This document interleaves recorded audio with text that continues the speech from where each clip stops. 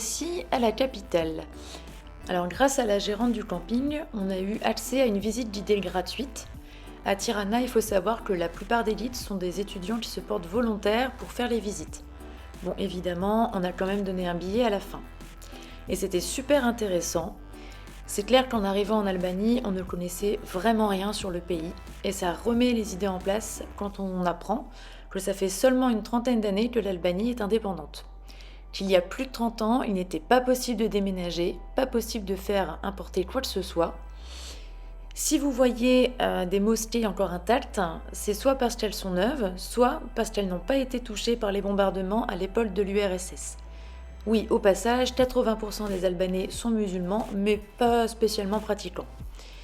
Et qui dit bombardement dit bunker. On en voit encore un peu partout dans le pays, que ce soit en campagne ou en ville.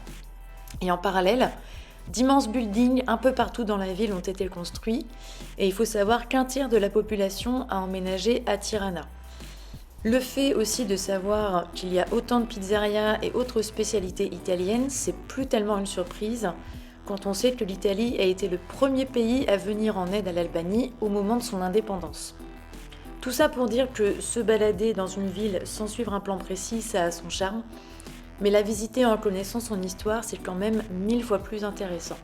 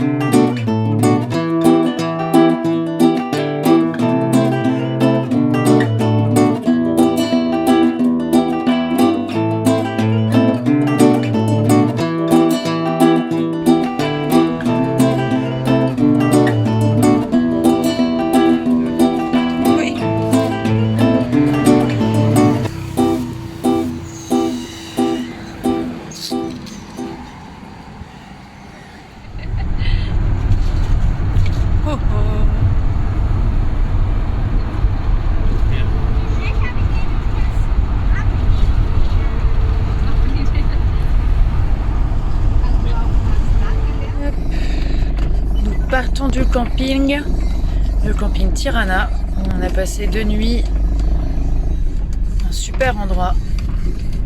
On va tenter de faire un petit demi-tour, parce que c'est un peu galère de sortir quand même. Et puis on va rejoindre la côte.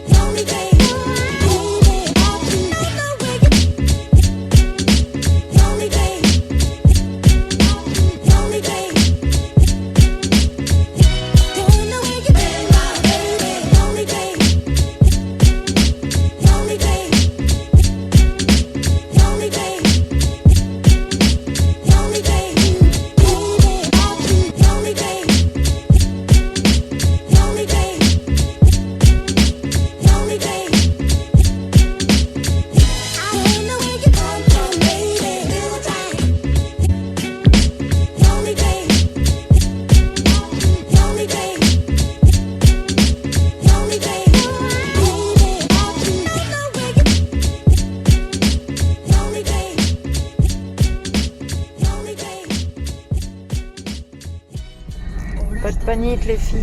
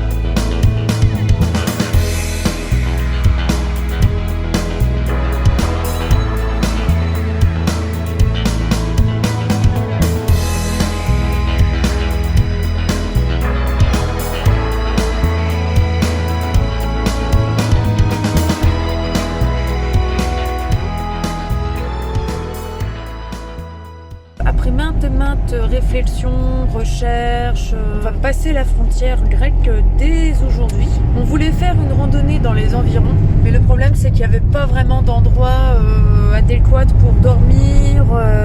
Et il s'avère qu'on a découvert un endroit en Grèce du coup, qui a l'air vraiment chouette. Là, c'est la fin du voyage en Albanie. Ça a été court mais intense, ça a été très dépaysant en termes de culture, de vie quotidienne, mais très chaleureux et on a fait des belles rencontres.